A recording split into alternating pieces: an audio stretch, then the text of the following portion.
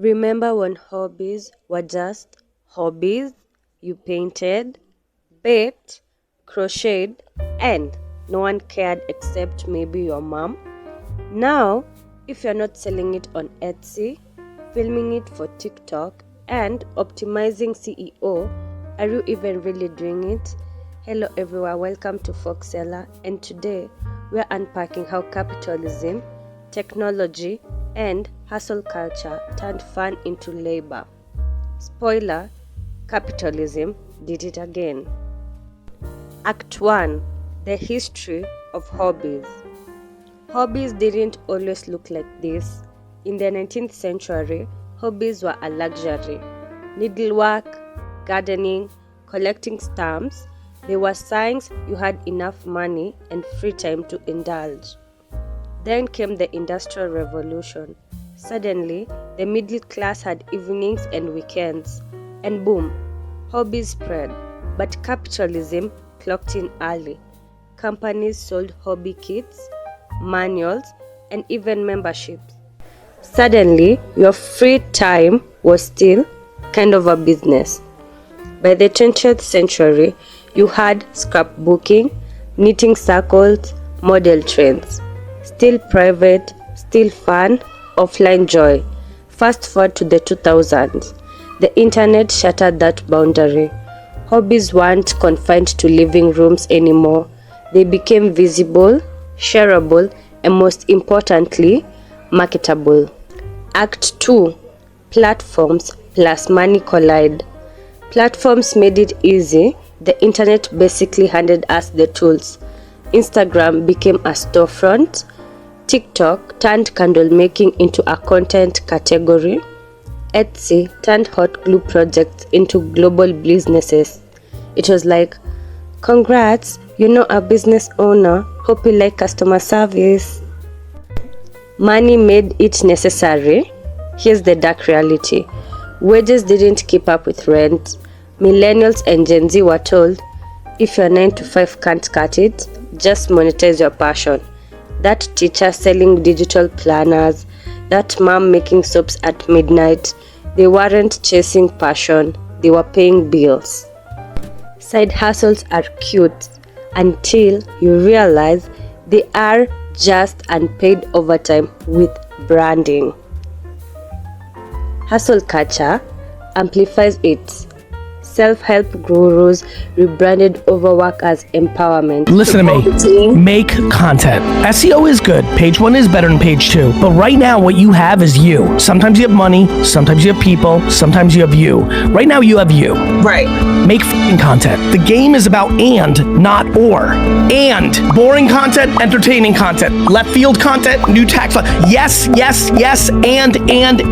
Every platform, TikTok, LinkedIn, Instagram. This is a gold rush of opportunity. These platforms are free. If your side hustle's ambition is to be your normal life, you have to scrutinize what you're doing on Netflix. You have to scrutinize Candy Crush. You have to scrutinize the movies. You have to scrutinize baseball cards and footy and sneaker collecting.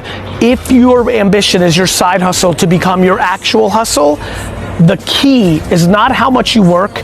It's not even how much time you put in the side hustle. It's every other hour. Turn your passion into profit. Meanwhile, employers loved it. If you're drained from work and your Etsy shop, you're not exactly organizing a union. Capitalism wins again. Does it ever happen to you where you feel so burnt out that all you do is lie in bed in your free time, but then you feel hella guilty for not doing anything productive, and then it just sends you into a spiral of feeling shitty about yourself, even though you already felt shitty about yourself? Or is that just me? What the hell? What the hell? What the hellies? What the hellions? Act 3. Culture, burnout, reclaiming fun. The brandification of self, and here's the catch. Once you post, it's no longer just a hobby. Your embroidery is content. Your sourdough starter, a brand. Algorithms reward consistency. So now you're performing creativity for clicks. You're not just making, you are marketing yourself.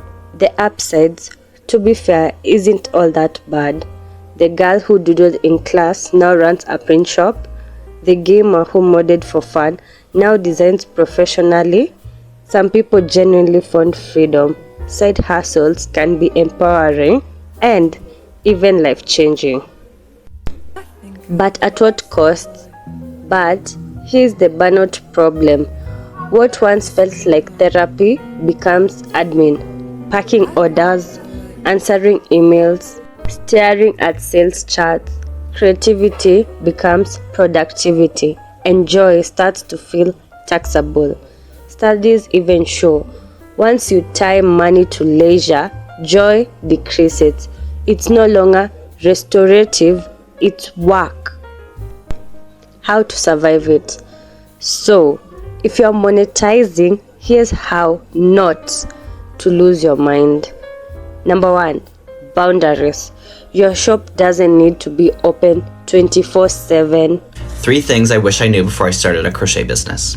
Number 1, you do not need to fit into a box. I feel like when I started crocheting, there was like 3 paths that I could have gone. There's like the amiguri, like the plushies.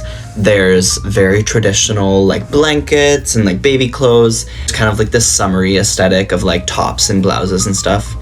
All of which are amazing, by the way. I felt a lot of pressure to like kind of go with the grain and do one of those things that already existed. And I just don't think that's true. The more projects I made, the more of an opinion I got on the things I was making. And I was realizing, hey, I don't like doing this, or hey, I do like doing this. And that's kind of how I built my brand. All that to say, I think there's room for everyone and everything within crochet, just like there is in any sort of medium. Number 2, selling crochet ethically is actually really hard. When you crochet, you're doing every single stitch you see, like every single one.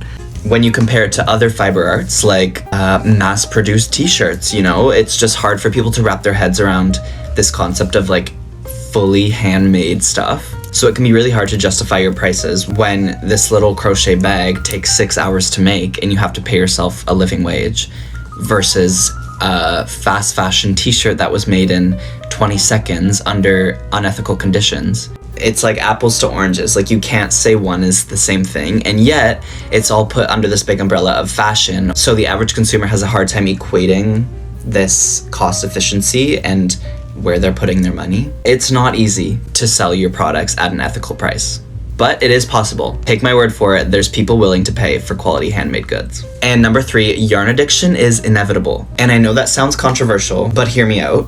As artists, we are constantly finding inspiration, and so when you go into a yarn store and you're surrounded by a bunch of different fibers and colors and textures, it makes a lot of sense that crocheters always talk about their huge stash of yarn or like always buying new yarn. I understand it because I've lived it. In order to niche down and find what you really love making, I think you have to start somewhere bigger. Number 2, test before scaling. Don't drop thousands without proof. Number 3, price realistically. Your time counts. Number 4, keep one hobby sacred.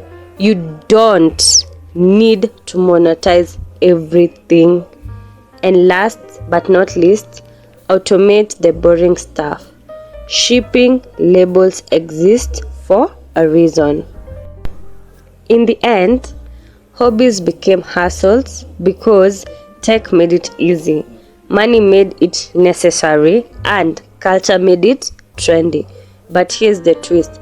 You still get to choose. Is this joy or is this work?